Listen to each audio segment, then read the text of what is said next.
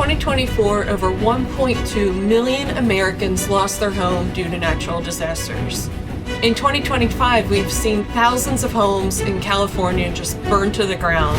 Here's how I would imagine I would save my years of genealogy research and family heirlooms in the event of a natural disaster where I've been given evacuation orders. So let's imagine this. We've got 20 minutes that we can assemble our family history. I'm going to break it down for you in order of how you would use that 20 minutes effectively and efficiently.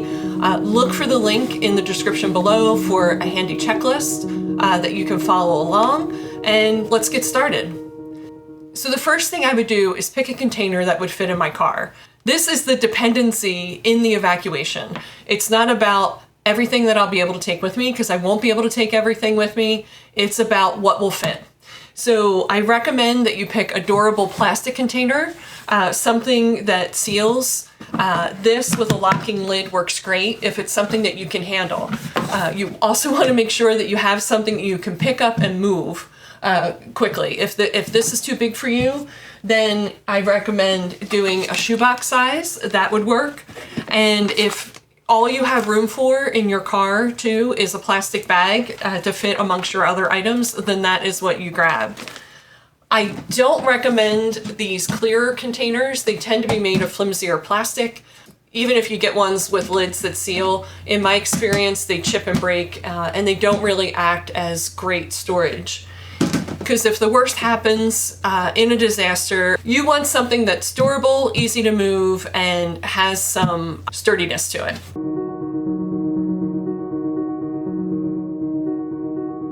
Now we've picked our container. We're going to get it open, and the first thing we're going to do is go for our digital things. I know this sounds crazy, not to go after original things, but the digital ones probably have more of your documents. Hopefully you have a hard drive that you've backed up to, as well as cloud service. Make sure you have those cloud credentials, no matter how you're backing up to the cloud. Throw your hard drive in. I recommend using a plastic bag just as an extra layer of protection to keep it safe from any moisture or anything. Put it in the bin. If your laptop or computer fits in here, if you have something as small as a Mac Mini, your laptop, tablets, stick it in your portable bin, stick it in your luggage so that you can just take it with you.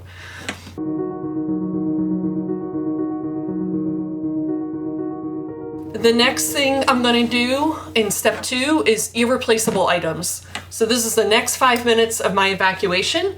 I am going to go for anything that's I haven't scanned and is irreplaceable. Letters.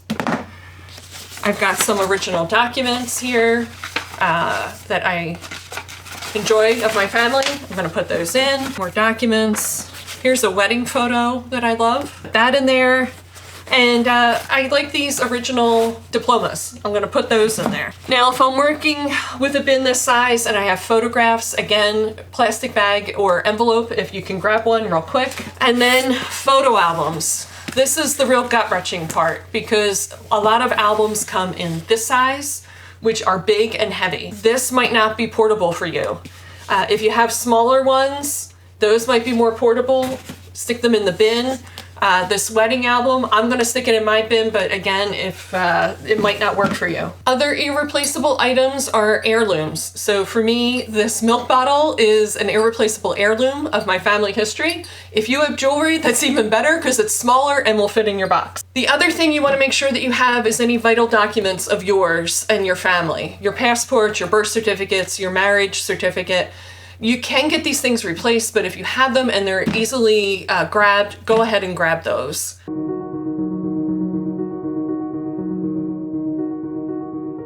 Now, I've taken 5 minutes to assemble things into my box. I've gotten my digital items and my irreplaceable items that I can grab in 5 minutes.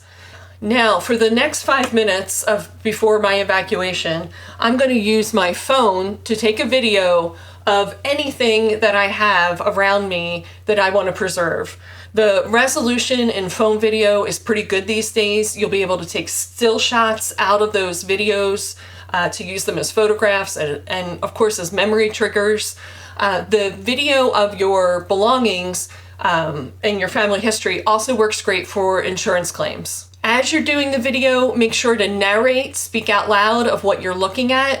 Again, this acts as a trigger, a memory trigger for you, and it also works as a way to capture your life, like right now in this situation.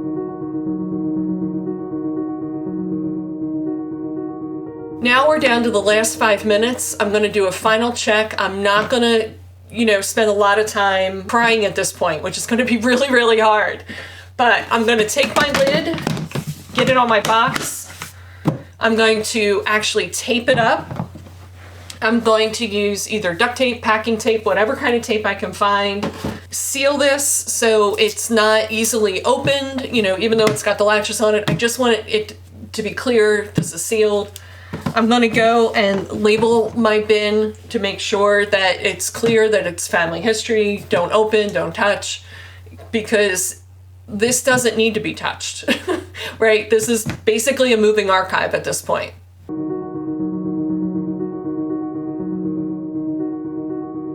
Also, in my last 5 minutes, I'm going to store any leftover documents that I'm unable to fit in my portable evacuation box here into my dishwasher. I know this sounds crazy, but think about it. Your dishwasher is waterproof. It seals, right? It keeps the water in, so it'll keep water out if firefighters are coming and dousing your house with water, or if your house is getting flooded. It'll protect anything inside from water, and it also has some insulation to it. So hopefully it'll protect things from the heat of a fire too. So I'm gonna shove anything that I have left into my dishwasher. I'll rip the racks out so I can stack as much in there as I can, and then close it. So it might work, it might not work, but it's better than doing nothing and just watching it all go. So that's what I imagine I would do in an evacuation scenario where I only had 20 minutes to get out and save what I could of my family history. I put this all together in a checklist. You will find that in the description to this video, and you can use it to make your own checklist of what would go in this box. And you could also just make the evacuation box ahead of time. You don't need to wait until you get an evacuation order in order to do it. And if you've had to evacuate in a situation, how did you manage it? What did you manage to save? What tips can you provide? Please leave it in the comments. We can all learn from each other, because we all want to save as much of this as we can if the worst happens. And no one wishes this on anyone. Thanks for watching. May your family history always be safe and untouched and preserved for the future. And I hope to see you in the next video.